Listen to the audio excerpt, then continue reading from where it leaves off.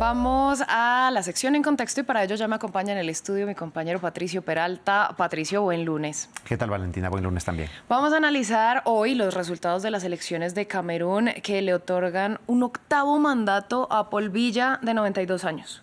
Así es, el gobernante en funciones de mayor edad del mundo se ha asegurado un nuevo mandato, como mencionabas. Paul Biya podría llegar a los 100 años y ser gobernante. Ahora tiene 92 años. Este lunes se presentaron los resultados electorales. Biya obtuvo el 53,66% de los votos frente al 35,19% de su antiguo aliado, hoy opositor, Issa Chiroma Bakary. Chiroma Bakary se había adjudicado días atrás la victoria y denunció un fraude en estas elecciones, en estos comicios. Con esta victoria, Camerún ha tenido solo 2 jefes de Estado desde su independencia de Francia y el Reino Unido en 1960.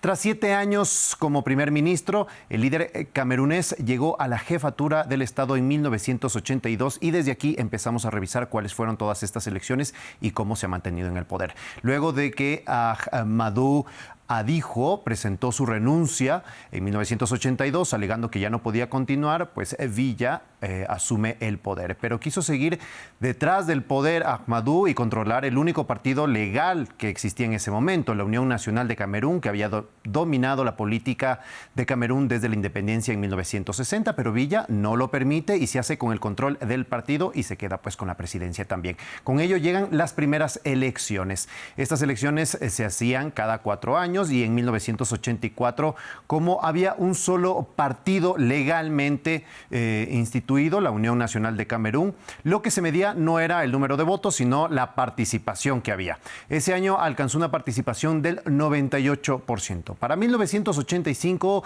decide cambiar el nombre del partido y hasta la fecha se mantiene, ¿no? Movimiento Democrático del Pueblo Camerunés. En las elecciones de 1988, Biya fue reelecto con una participación también del 98%. Bueno, vamos a la década de 1990 porque es cuando la presión obliga a Biya a modificar ese escenario electoral. Así es, para 1990 se da la legalización de los partidos opositores tras una fuerte presión tanto local como extranjera. Y son en las elecciones de 1992 que se realizaron las primeras presidenciales multipartidistas, siendo la elección más ajustada que ha tenido y que generó más controversia. Biya fue reelecto con el 39,98% con 4 candidatos opositores. El candidato más cercano obtuvo apenas el 35,97%. La ley señala que el candidato con más votos gana, es decir, no hay una segunda vuelta electoral. En este periodo, ya en esta administración, se extiende de 4 a 5 años el mandato y para 1996 se formula y aprueba una nueva constitución en el que se extiende nuevamente el mandato a 7 años y con la posibilidad de tener únicamente 2 mandatos consecutivos. Llegan entonces las elecciones de 1997 y Biya fue reelecto con el 92,57% de los votos frente a un 2,5% del opositor más cercano. La participación electoral fue del 83% y hubo 7 candidatos. Ya para las elecciones de 2004, Biya gana con el 70,9% de los votos frente al 17% de su rival más cercano. Estas elecciones se presentaron 16 candidatos. La oposición finalmente no logró reunirse y postular un solo candidato que pueda enfrentar a Biya y su gobierno. Ese año políticos de la oposición y gobiernos occidentales empezaron a alegar las irregularidades que se presentaban o que ellos denunciaban durante todas estas elecciones y pues denunciaban un fraude en las votaciones. Presentaron incluso recursos ante los tribunales, pero todos estos fueron rechazados. En esa administración se realizan enmiendas constitucionales importantes. Para abril de 2008, la Asamblea aprobó una controvertida enmienda que abolía los límites del mandato presidencial, lo que le proporcionó a Biya la opción de una reelección indefinida, que es lo que se mantiene hasta el día de hoy. Además, en estas reformas debilitó el poder de la Asamblea Nacional, pues que ya tenía también consolidado, a favor del jefe de Estado y se blindó con inmunidad al final de su mandato. No sabemos cuándo será este final del mandato, en otro artículo modificado por la Constitución. Entonces llegaron las elecciones de 2011. Biya logra su ser reelecto con el 78% de votos, iniciando su cuarta década en el poder. Hay en ese momento 23 candidatos. Este también ha sido una de las críticas. La oposición se ha dinamizado en vez de unificarse. La oposición presentó, como les comentaba, 22 opciones y el más cercano obtuvo el 10,71% de votos. Patricio, pues un periodo principalmente retador, sobre todo por ese desgaste ya de décadas y pues otros problemas de seguridad que persistían en Camerún. Así es, justamente en esa administración se intensificaron los problemas con el movimiento yihadista nigeriano Boko Haram, que empezó a tener presencia en el norte del país. Para 2013 se acentuó mucho más este problema. Para 2015 ya eran 2 años en los que este grupo había atacado aldeas y pueblos de Camerún, masacrando y secuestrando civiles. A la par, crecía también el descontento porque se cumplía 3 décadas del gobierno de Villa con muchas falencias básicas. Por ejemplo, la dotación del agua potable no llegaba a todas las zonas, a todos los sectores, y esto pues generaba mucha malestar.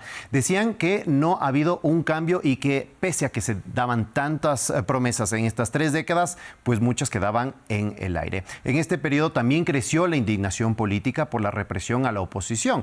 En 2016, por ejemplo, se dio un caso en que la policía impidió que activistas de la oposición distribuyeran panfletos en Douala, pidiendo al presidente Villa que no se presente de nuevo a las elecciones presidenciales de 2018. Sin embargo, Villa hace caso omiso y llegan las elecciones de 2018. Se presentan 9 candidatos, entre ellos Villa, que gana con el 71,28% de los votos. El opositor más cercano obtuvo el 14,23%. Y antes de esas elecciones también se desata otro problema en Camerún. Entró en disturbios en las partes anglófonas del país, donde los separatistas han intentado crear el estado de Ambazonia.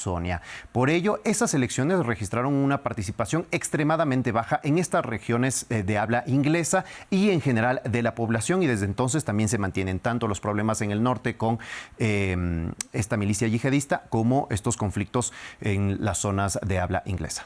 Patricio, para cerrar, hablemos de esas preocupaciones por su estado de salud, que no son menores, tiene 92 años, y también del contexto actual de Camerún. Así es, Villa ha ignorado los pedidos de retirarse de la presidencia, de no continuar presentándose, y ahora pues rara vez se lo ve en público. Justamente su salud, como decías, ha sido pues rutinariamente un tema de especulación, porque además pasa la mayor parte de su tiempo en Europa, principalmente en Suiza, dejando la gobernanza a funcionarios clave del partido y miembros de la familia. De ahí que ha recibido el nombre de presidente ausente o presidente itinerante, también por sus largos periodos ausentes justamente en la vida pública y también en el gobierno, en el tema político. En 2024, por ejemplo, fueron 40 días sin aparecer en público, y pues lo que se especulaba era qué pasó, si seguía vivo, si tenía algún problema de salud. Pues todo esto empezó a surgir.